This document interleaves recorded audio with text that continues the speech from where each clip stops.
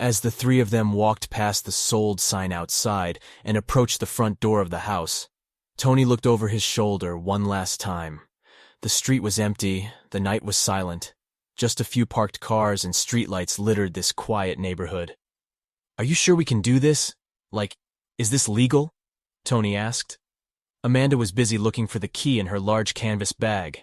Jason turns and pats Tony on the back and says, "Of course, it's still Amanda's house. See? She's got a key and everything." Amanda unlocks the door and it swings wide open. The inside of the house is dark and empty.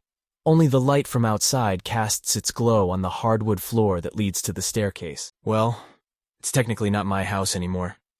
My parents said the new owners will be getting the keys any day now," Amanda says, as she walks through the doorway. "Oh, great. A little breaking and entering will look good on our college applications," Tony remarks. The three of them enter the living room. Amanda digs around in her bag and pulls out a flashlight. She illuminates the staircase. "This way, gentlemen," she commands, as they walk up the stairs and enter the dark hallway of the second floor.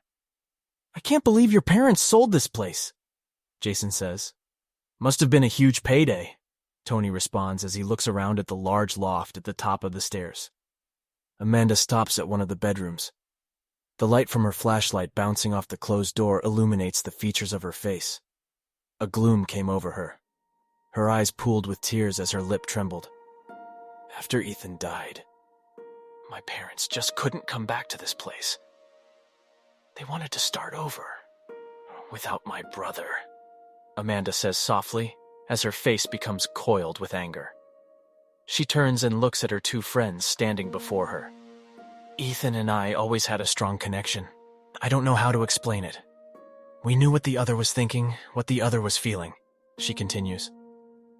Jason walks up to Amanda and softly places his hand on her shoulder. "We miss him too." "We are with you every step of the way," he says. Amanda gives a slight smile and reaches for the doorknob. The door creaks open. A cold, heavy air envelops them. Amanda points her flashlight into the room. The light seems just a bit dimmer than before. Like dense fog concealing the light, except there is no fog. Just an empty room like any other. Amanda enters the room first, and her flashlight flickers as she passes through the doorway. She looks back at her friends and their expressions of unease as they enter the room. "It's been like this since he died. I can feel his energy," Amanda says as she sits on the floor in the middle of the room. "It's freezing in here," Tony exclaims as he rubs his arms to keep warm. "Ethan always liked the cold," Jason responds. "Yeah. Remember when we all went snowboarding?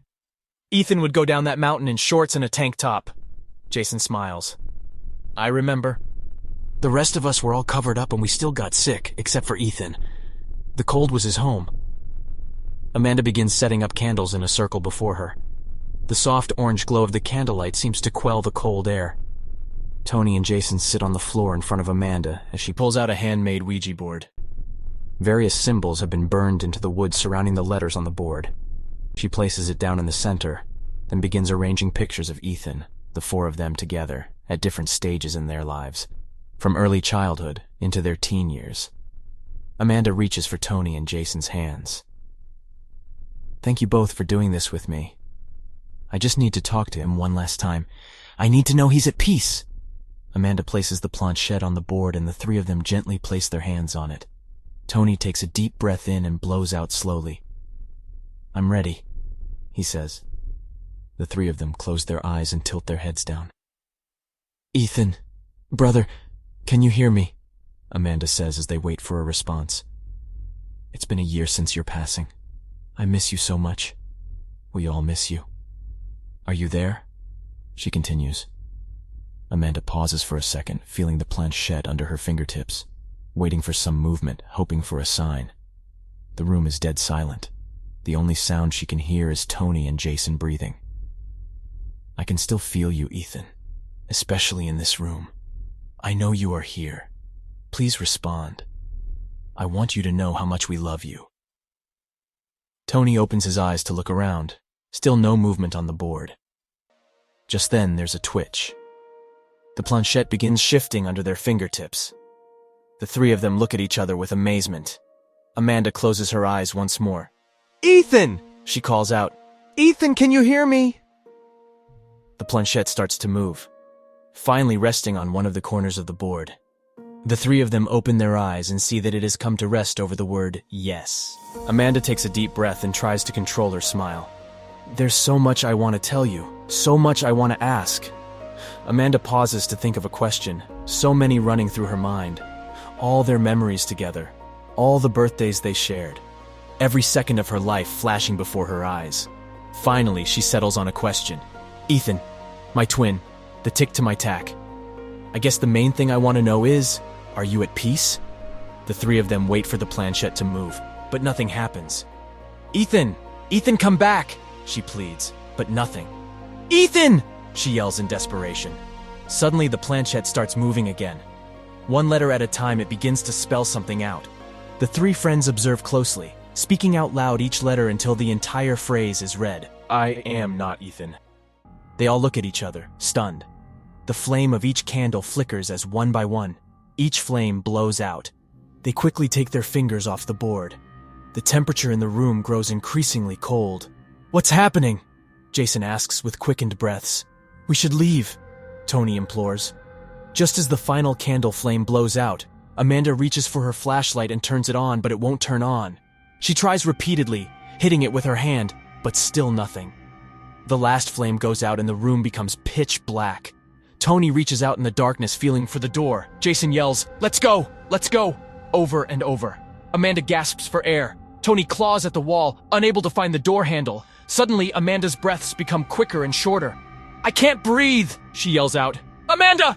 Where are you? Amanda!" Jason shouts. Amanda feels a sudden sting in her chest, the air in her lungs gone. She tries desperately to breathe in, desperately to scream. The wood of the floorboards creak, the walls tremble with loud thuds. Tony and Jason continue searching for the door handle when Amanda lets out a loud, deafening scream. The candles reignite and the room falls silent. Tony and Jason slowly turn around and see Amanda kneeling in the middle of the room, candles in a circle around her. She is breathing rapidly, her hand clutching her chest. Jason runs over to her. "Amanda, are you okay?" he asks. "Yeah," she replies, trying to catch her breath. "I felt like something was crushing my heart from the inside," she explains. "We need to get out of here. I felt this pain before. The night Ethan died, when his heart stopped, I felt it, an immense pressure in my chest. I ran to Ethan's room, but he wasn't breathing. When the paramedics showed up, his body was already cold. Oh shit! I knew it wasn't a heart attack. Something killed him, and that something is here in this room." Jason has a stunned look on his face. He takes a deep breath, and then helps Amanda back up to her feet. He looks over at Tony. He's standing in front of the door. "Open the door, Tony. We are leaving," he commands. Tony turns around slowly. The candlelight barely illuminates his face. "Tony!" "The door," Jason continues. "Wait," Amanda whispers. They both watch as Tony's eyes roll to the back of his head. His skin fades into an ash-gray color as his veins begin to pulse with every heartbeat through his translucent skin. His jaw opens and a deep voice resonates from inside his throat, like someone is speaking through his body. "Half is good, but whole will do," the voice says. Gripped with fear, Amanda stands frozen. Jason approaches Tony, but before he can say anything, Tony lets out a deep guttural scream as Jason is flung backward, slamming into the wall. Tony charges at Amanda, grabbing her by the throat. With one arm, he lifts her off the ground as she struggles to get free. Tony's eyes glow red as the demonic voice inside him speaks again. the other half is mine." Jason looks on, not believing what he sees. Amanda's feet kick in the air just above the floor. She looks down at Tony, his face rotten and contorted, his skin discolored and peeling. Jason gets back to his feet and runs at Tony, grabbing his arms, trying to set Amanda free. Tony backhands Jason, sending him sliding backward across the room. Tony takes a deep breath, and the voice speaks again. "With your last breath, your twin souls are mine." Amanda's feet stop kicking. Her arms drop to her side as her essence begins to exit her body. Jason watches as a translucent light emerges from Amanda's body.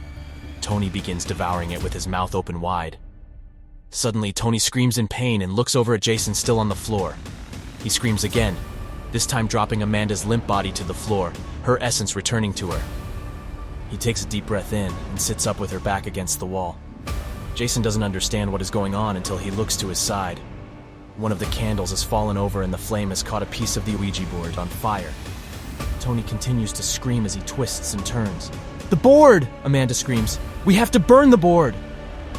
Jason picks up the Ouija board and places it over one of the other candles.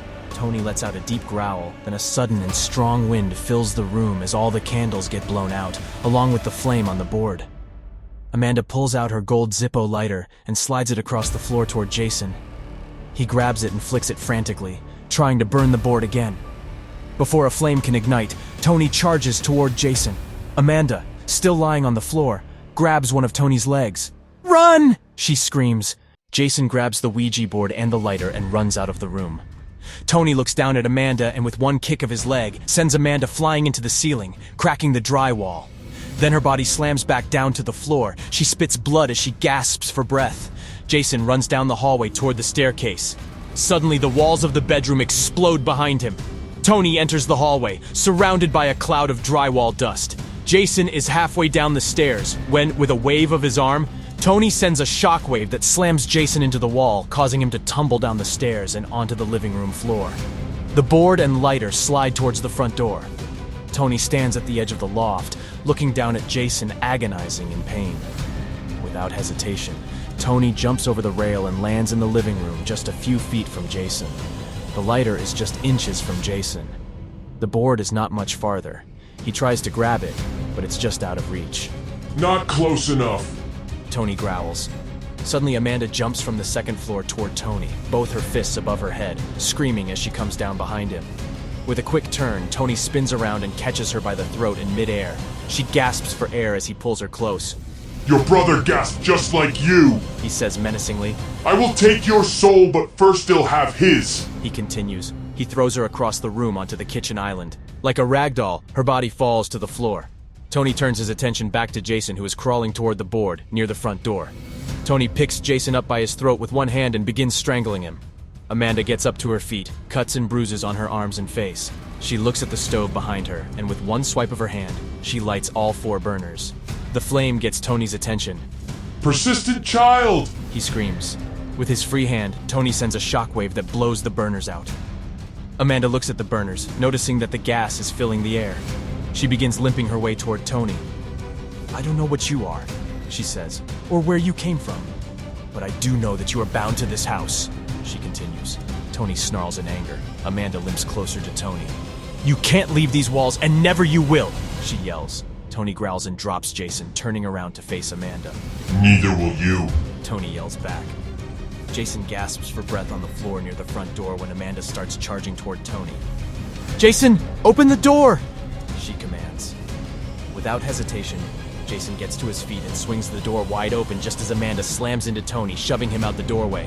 Tony grabs onto the doorframe with both hands. A soft blue glow surrounds his body as he shrieks in pain. Amanda keeps shoving as hard as she can, then Jason grabs Tony from behind and pulls with all his might. Together they pull and shove until an ethereal figure exits Tony's body. The 3 of them land outside. Tony looks at his 2 friends. "What the hell just happened?" he asks. The 3 of them look back inside the house. The glowing, translucent figure stands just inside the doorway. "I saw Ethan," Tony proclaims. "That thing has him. He has him trapped." The 3 of them get back to their feet. Jason extends his arm out to Amanda, the lighter in his hand. She takes it and lights the flame.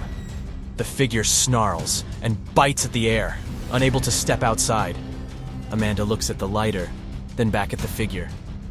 "This fire will consume you.